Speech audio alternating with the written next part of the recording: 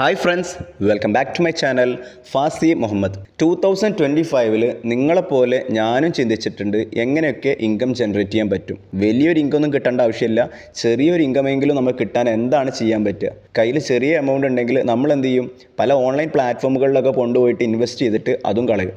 എൻ്റെ കേസിൽ പറയുകയാണെങ്കിൽ ഓൺലൈൻ പ്ലാറ്റ്ഫോമിൽ നിന്ന് ഒരുപാട് കിട്ടിയിട്ടുണ്ട്, എന്നാൽ അതുപോലെ ഞാൻ ഒരുപാട് കളഞ്ഞിട്ടുമുണ്ട്. അപ്പോൾ അതിലും നല്ലത് നമുക്ക് ഫിസിക്കലായിട്ട് നമ്മൾ കൺമുമ്പിൽ എന്തെങ്കിലും ഇൻവെസ്റ്റ് ചെയ്തിട്ട് വെച്ച് കഴിഞ്ഞാൽ, ഒന്നുമില്ലെങ്കിൽ അത് ലിക്വിഡേറ്റായി പോവുകയാണെന്നുണ്ടെങ്കിൽ കൺമുന്നിൽ തന്നെ അത് നശിച്ചു പോയിക്കോളും. അല്ലെങ്കിൽ നമുക്ക് അതിൽ നിന്ന് എന്തെങ്കിലും ഇൻകം ചിലപ്പോൾ ഭാവിയിൽ ജനറേറ്റ് ചെയ്ത് വരാനുള്ള സാധ്യത ഉണ്ട്. എന്നാൽ വലിയൊരു ഹ്യൂജ് പൊട്ടൻഷ്യൽ എമൗണ്ട് കിട്ടുന്നുള്ള പ്രതീക്ഷിച്ചിട്ട് ആരും ഇത് തുടങ്ങണ്ട. ചെറിയൊരു ഇൻവെസ്റ്റ്മെൻറ്റിനെ കുറിച്ചിട്ടാണ് ഞാൻ ഉദ്ദേശിക്കുന്നത്. 2024-23 മുതൽ ബൂം ചെയ്തുകൊണ്ടിരിക്കുന്ന ഒരു പ്ലാറ്റ്ഫോമാണ് EV പ്ലാറ്റ്ഫോം.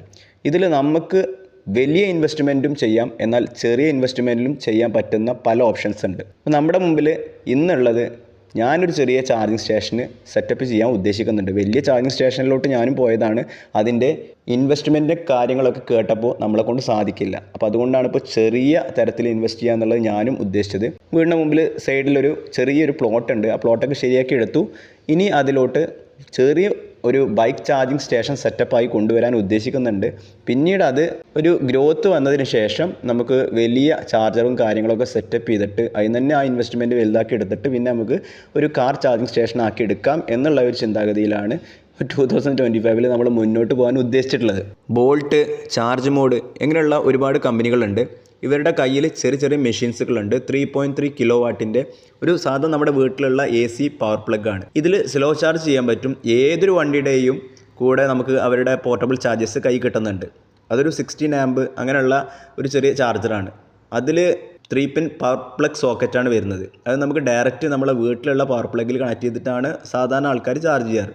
എന്നാൽ രാത്രി കാലങ്ങളിലൊക്കെ വണ്ടി കൊണ്ട് പോകുന്ന ആൾക്കാർ, അത് കാറായിക്കോട്ടെ ബൈക്കായിക്കോട്ടെ, അവർക്ക് എവിടെയെങ്കിലും റെസ്റ്റിംഗ് ടൈം കിട്ടുകയാണെന്നുണ്ടെങ്കിൽ, അതായത് അവർ ഭക്ഷണം കഴിച്ചിട്ടോ, അല്ലെങ്കിൽ ചിലപ്പോൾ ചില ആൾക്കാരൊക്കെ വണ്ടിയിൽ തന്നെ കടന്നുറങ്ങാൻ പറ്റും. ഞാനൊക്കെ ലോങ് പോയ സമയത്ത് അങ്ങനെ ചിന്തിച്ചിട്ടുള്ളത്.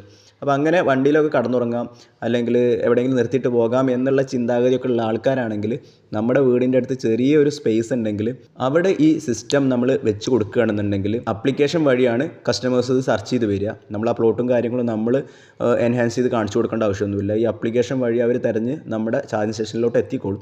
ഇവരവിടെ വന്നിട്ട് അവരുടെ വണ്ടി പ്ലഗ് ചെയ്തിട്ട്, സാധാ 3 പിൻ പ്ലഗിൽ അവരുടെ കയ്യിലുള്ള പോർട്ടബിൾ അവരുടെ ചാർജർ കൊണ്ട് അവർ കണക്ട് ചെയ്ത് വെച്ചിട്ട് അവിടെ കടന്നുറങ്ങി, അല്ലെങ്കിൽ അവർ അവിടെ നിന്ന് പോവുകയോ ചെയ്തിട്ടുണ്ടെങ്കിൽ, മിക്കവാറും ഒരു കാറൊക്കെ ആണെങ്കിൽ ഒരുപാട് ടൈം എടുക്കും. ഒരു 8-9 മണിക്കൂറിനൊക്കെ മുകളിലെടുക്കും. ബൈക്കൊക്കെ ആണെങ്കിൽ ചുരുങ്ങിയതൊരു 4-5 മണിക്കൂർ അവിടെ നിർത്തിയിട്ട് പോവുകയാണെന്നുണ്ടെങ്കിൽ ചാർജായി കിട്ടും. അപ്പോൾ അങ്ങനെയാണെന്നുണ്ടെങ്കിൽ നമുക്ക് അതിന്ന് ആ ഒരു വണ്ടിയുടെ കൺസപ്ഷൻ അനുസരിച്ചിട്ട്, അതായത് ഒരു ബൈക്കാണെങ്കിൽ ഒരു 4 കിലോ വാട്ട്, അതായത് 4 യൂണിറ്റ് വരെ അവർക്ക് അതിന് ചാർജ് എടുക്കും. അല്ലെങ്കിൽ കാറൊക്കെ ആണെന്നുണ്ടെങ്കിൽ അവരങ്ങനെ നിർത്തിയിട്ട് പോവുകയാണെന്നുണ്ടെങ്കിൽ, അതൊക്കെ നമ്മുടെ ലെക്കാണ്, അങ്ങനെ നിർത്തിയിട്ട് പോവുകയാണെന്നുണ്ടെങ്കിൽ കാറൊക്കെ ആണെങ്കിൽ ചുരുങ്ങിയത് ഒരു 20 യൂണിറ്റിന് മുകളിലും നമുക്ക് കറണ്ട് സെയിൽ ചെയ്യാനുള്ള ഒരു സിസ്റ്റം ചെറിയ മെഷീൻ വെച്ചാൽ തന്നെ കിട്ടാവുന്നതുള്ളൂ. അപ്പോൾ ചില ആൾക്കാരെങ്കിലും ഇത് കേട്ട് കഴിഞ്ഞാൽ പറയും, ഓ ഇതൊക്കെ നടക്കുമോ, AC സ്ലോ ചാർജർ അല്ല, നമുക്ക് ആരെങ്കിലും കാറൊക്കെ വന്ന് കണക്ട് ചെയ്യുമോ എന്നുള്ളത്. ചില കേസുകളിൽ ആൾക്കാർ ചെയ്തു പോകും. കാരണം നമ്മൾ ഈ ലോങ് ഒക്കെ പോകുന്ന സമയത്ത് ഒരു 2 മണി 1 മണി ആ ടൈമിലൊക്കെ നമ്മൾ എവിടെയെങ്കിലും നിർത്തിയിട്ട് ഉറങ്ങാൻ ഉദ്ദേശിക്കുന്ന ആൾക്കാരുണ്ട്. അപ്പോൾ അവർക്ക് ഇങ്ങനെ ഒരു സ്ലോ ചാർജിങ്ങിൻ്റെ സ്റ്റേഷന് കണ്ടെത്തുകയാണെന്നുണ്ടെങ്കിൽ വണ്ടിക്കും നല്ലതാണ് സ്ലോ ചാർജിങ്. അപ്പോൾ ചില ആൾക്കാരുടെ മനസ്സിൽ സ്ലോ ചാർജർ കിട്ടിയിരുന്നെങ്കിൽ എന്ന് ആഗ്രഹിക്കുന്നവരുണ്ടാവും. അപ്പോൾ അങ്ങനെയുള്ള കസ്റ്റമേഴ്സ് അതിൽ കണക്ട് ചെയ്തിട്ട് ഈ രാത്രി 2 മണിക്കാണ് കടന്നു പോയി കഴിഞ്ഞാൽ രാവിലെ ഒരു 7 മണി 8 മണിക്ക് നീച്ചാൽ മതി. ആ സമയം ആകുമ്പോഴേക്കും ഏകദേശം വണ്ടിയിൽ ചാർജ് ആയിട്ടുണ്ടാവും. പാസീവായിട്ടുള്ള ഇൻകം ഇതിൻ്റെ ഓണറിന് കിട്ടിയിട്ടുണ്ടാവും. ഒരു 20 യൂണിറ്റൊക്കെ പോവുകയാണെങ്കിൽ 20 യൂണിറ്റ് നമ്മൾ പുറത്തേക്ക് സെയിൽ ചെയ്യുന്നത്, ഇപ്പോൾ ഞാൻ നിലവിൽ കണ്ടിട്ടുള്ളത് ഒരു 30 രൂപ വരെ ആൾക്കാർ വെച്ച് സെയിൽ ചെയ്യുന്നുണ്ട്. അപ്പോൾ അങ്ങനെ 30 രൂപക്ക് വെച്ച് സെയിൽ ചെയ്ത് കഴിഞ്ഞാൽ നമുക്ക് ആകെ 5-5.5 രൂപയാണ് ഇത് KCBയിൽ അടക്കേണ്ടത്. പിന്നെ ഇവരെ പ്ലാറ്റ്ഫോം ഫീസും കാര്യങ്ങളൊക്കെ ഉണ്ട്. എങ്ങനെ പോയാലും ഒരു 10 രൂപ നമുക്ക് പ്ലാറ്റ്ഫോം ഫീസും KCBയുടെ ചാർജും ഒക്കെ ആയിട്ട് പോയി കഴിഞ്ഞാലും ഒരു യൂണിറ്റുമ്പോൾ പിന്നീട് കിട്ടുന്നത് ഏകദേശം ഒരു 20 രൂപയുടെ അടുത്താണ്. അപ്പോൾ 20 രൂപ 20 യൂണിറ്റ് വെച്ച് നിങ്ങൾ കണക്ക് കൂട്ടി നോക്കിക്കോളൂ. അത്രയും ഒരു ദിവസം രാത്രി മുതൽ രാവിലെ വരെ ആ സ്ലോ ചാർജറുമ്പോൾ തന്നെ വണ്ടി കണക്ട് ചെയ്ത് വെച്ച സമയത്ത് കസ്റ്റമറിൻ്റെ കയ്യിൽ നിന്ന് നമുക്ക് കിട്ടിയത് 400 രൂപയാണ്. ഇതിൻ്റെ ഇൻവെസ്റ്റ്മെൻറ്റ് ഏകദേശം എത്ര വരുമെന്ന് ചോദിച്ചു കഴിഞ്ഞാൽ ഒരു 7,000-7,500 രൂപയാണ് ഇങ്ങനെയുള്ള ചാർജസിൻ്റെ വില വരുന്നത്. പിന്നെ ഇതിൻ്റെ ഇൻസ്റ്റാളേഷനും അങ്ങനെയുള്ള മറ്റുള്ള കോസ്റ്റും കാര്യങ്ങളൊക്കെ വരുന്നുണ്ട്. പിന്നെ KCBയിൽ അടക്കേണ്ട ഒരു ചാർജ് വരുന്നുണ്ട്. 1 കിലോ വാട്ട് ലോഡിന് KCBയിൽ അടക്കേണ്ടത് 1000 രൂപ വെച്ചിട്ടാണ്. അപ്പോൾ ഇവിടെ 3.3 കിലോ വാട്ടിൻ്റെ ഒരു പവർ പ്ലഗ് മെഷീനാണ് നമ്മൾ സെറ്റ് ചെയ്തിട്ടുള്ളത്. അപ്പോൾ 3 കിലോ വാട്ട് എന്ന് പറയുമ്പോൾ ഏകദേശം ഒരു 3000 അല്ലെങ്കിൽ 4000 രൂപയുടെ ഉള്ളിൽ നമ്മൾ KSEBയിൽ ഡെപ്പോസിറ്റ് അടക്കേണ്ടി വരും. ഏകദേശം ഒരു 10-12 രൂപയ്ക്ക് നമുക്ക് ഈ സിസ്റ്റം നമ്മുടെ ചാർജിങ് സ്റ്റേഷനിൽ സെറ്റപ്പ് ചെയ്യാൻ പറ്റുന്നതാണ്. അടുത്തായിട്ട് വരുന്ന ഒരു മെഷീൻ ഏതാണെന്ന് വെച്ച് കഴിഞ്ഞാൽ AC 7.2 7.4 കിലോ വാട്ടൊക്കെ വരുന്ന ഒരു മെഷീനാണ്. ഇതിൽ സ്ലോ ചാർജർ ആണോ എന്ന് ചോദിച്ചാൽ സ്ലോ ആണെന്നാൽ മുന്നേ പറഞ്ഞ മെഷീനേക്കാളും ഫാസ്റ്റുമാണ്. ഇതിൽ എല്ലാ വണ്ടിയും ചാർജ് ചെയ്യാൻ പറ്റില്ല, എല്ലാ കാറുകളും ഇതിൽ ചാർജ് ചെയ്യാൻ പറ്റും. CCS2 ടൈപ്പ് 2 ഗൺ എന്ന് പറഞ്ഞു കഴിഞ്ഞാൽ ഇന്ന് കേരളത്തിൽ അല്ലെങ്കിൽ ഇന്ത്യയിൽ ഇറങ്ങിയിട്ടുള്ള എല്ലാ വണ്ടികളും ടൈപ്പ് 2 ഗണ്ണാണ് വരുന്നത്. കാറുകളാണ് ഉദ്ദേശിച്ചത്. അപ്പോൾ ഏത് കമ്പനിയുടെ കാറ് അങ്ങനെയൊന്നുമില്ല, ഏത് കമ്പനിയുടെ വണ്ടി വന്നു കഴിഞ്ഞാലും ഈ ടൈപ്പ് 2 ഗണ്ണ് കണക്ട് ചെയ്തിട്ട് അവർക്ക് ചാർജ് ചെയ്ത് പോകാൻ പറ്റും. പക്ഷേ ഇവിടെ സ്ലോ ചാർജിങ് ആണ്. AC-യുടെ 7.4 കിലോ വാട്ട് എന്നുള്ളത് അത്രയ്ക്ക് സ്ലോ ആണെന്ന് ചോദിച്ചു കഴിഞ്ഞാൽ അല്ല. അവർക്ക് ഒരു 4 ഹവേഴ്സ് മുന്നിലുണ്ടെന്നുണ്ടെങ്കിൽ ഏകദേശം വണ്ടി ചാർജ് ചെയ്തിട്ട് അവർക്ക് പോകാൻ പറ്റും. അപ്പോൾ ഇതിൽ എങ്ങനെയാണ് സിസ്റ്റം എന്ന് വെച്ച് കഴിഞ്ഞാൽ ഇപ്പോൾ നമ്മുടെ വണ്ടിയൊക്കെ 30 യൂണിറ്റാണ് വലിക്കുന്നത്. ഇതിൽ 30 യൂണിറ്റിൽ അവർക്ക് ഫുൾ ചാർജ് എടുക്കാൻ 4 ഹവേഴ്സ് എടുക്കുന്നുണ്ടെന്ന് പറഞ്ഞു. അപ്പോൾ ഒരു 50-40% അവർ വന്ന് കുത്തുകയാണെന്നുണ്ടെങ്കിൽ ഒരു 2 മണിക്കൂർ അല്ലെങ്കിൽ 1.5 മണിക്കൂറിലൊക്കെ അവർക്ക് ഫാസ്റ്റ് ചാർജ് ചെയ്തിട്ട് പോകാൻ പറ്റിയ ഒരു മെഷീൻ തന്നെയാണ് ഈ AC 7.2 കിലോ വാട്ടിൻ്റെ ഈ മെഷീൻ. ഇതിൻ്റെ വില വരുന്നത് ഒരു 40,000 റുപ്പീസാണ്. മുന്നേ പറഞ്ഞ ബോൾട്ട് എന്ന് പറഞ്ഞ കമ്പനിയുടെയും ഇറങ്ങുന്നുണ്ട്, നമ്മുടെ ചാർജ് മോഡ് എന്ന് പറയുന്ന കമ്പനിയുടെയും ഇറങ്ങുന്നുണ്ട്. ഇത് പറയുന്ന സമയത്തും പല ആൾക്കാരും നെഗറ്റീവ് അടിക്കുന്നുണ്ടാവും, ഇതൊക്കെ നടക്കും എന്നുള്ളത്. നടക്കും, കാരണം AC ചാർജേഴ്സ് മാത്രം സെർച്ച് ചെയ്ത് നടക്കുന്ന പല കസ്റ്റമേഴ്സും ഉണ്ട്. കാരണം DCയിൽ നമ്മൾ ചെയ്ത് കഴിഞ്ഞാൽ വണ്ടിയുടെ ബാറ്ററിക്ക് പല പ്രോബ്ലംസും വരും എന്നുള്ളത് അറിഞ്ഞ ആൾക്കാർ AC-യിലായിരിക്കും ചാർജിങ് ചെയ്യാൻ ഓപ്റ്റ് ചെയ്യുന്നത്. ഞാൻ പറഞ്ഞു ഒരു 1.5-2 മണിക്കൂറൊക്കെ വെയിറ്റ് ചെയ്യാൻ ടൈമുള്ള ആൾക്കാരാണെങ്കിൽ എന്തായാലും നമ്മുടെ ചാർജിങ് സ്റ്റേഷനിൽ ചെറിയ സ്പേസ് ഉണ്ടെങ്കിൽ ഈ ചാർജർ തന്നെ യൂസ് ചെയ്യാനുള്ള സാധ്യത കൂടുതലാണ്. ഓക്കെ, അവർക്ക് ടൈം വേണം.